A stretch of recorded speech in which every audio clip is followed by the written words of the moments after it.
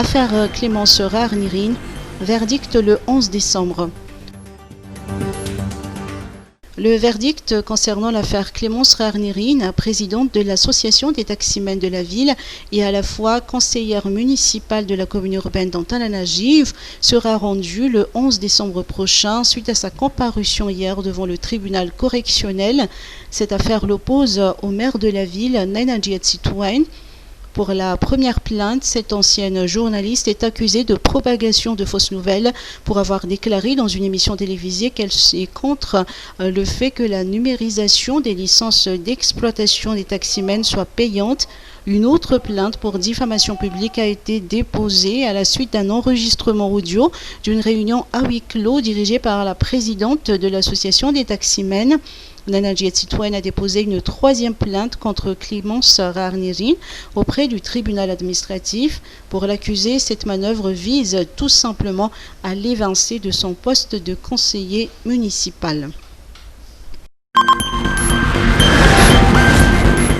Égalité des genres, Madagascar 84e sur 144 pays. Selon le système des Nations Unies, Madagascar se trouve au 84e rang sur 144 pays en matière d'inégalité de genre. Le rapport indique que chaque jour, 10 femmes meurent suite à des complications obstétricales, qu'une femme sur 3 subit au moins un type de violence et que seuls 22% des membres du gouvernement sont des femmes. Par ailleurs, Madagascar recense 152 femmes sur 1013 candidats aux législatives. Lors de la mise en place du réseau des femmes leaders à Madagascar, les participants à la cérémonie ont signé un engagement pour montrer la volonté de chacun de réaliser ensemble les 12 priorités de Beijing.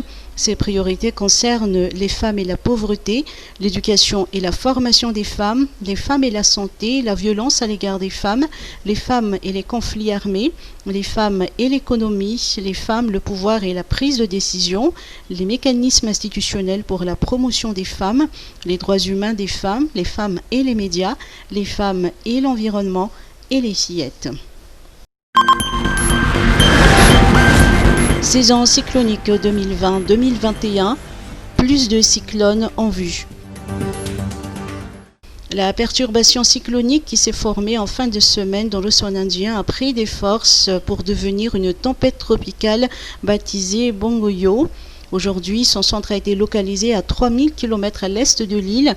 Selon les services météorologiques, elle n'influencera pas trop le temps à Madagascar. Toutefois, l'atmosphère sera plus humide, ce qui occasionnera plus de pluie, notamment dans les régions Atsinanan, Alochamangur et Vadvafidvnand.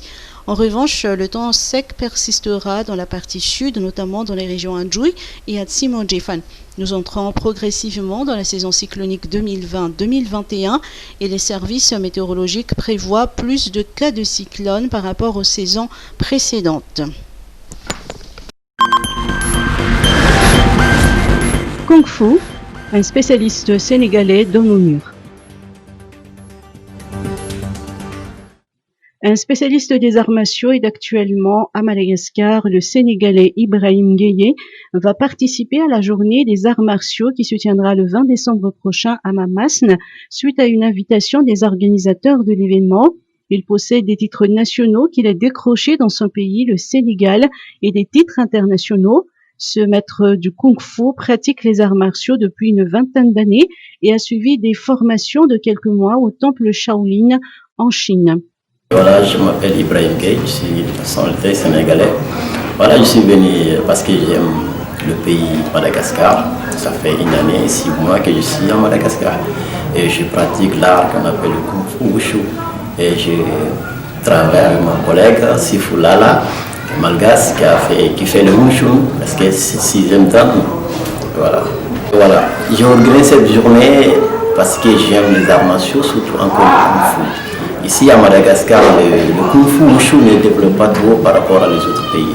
Et c'est pour cela que je dis je vais organiser un festival des arts martiaux pour que l'art malgache puisse évoluer comme les autres pays.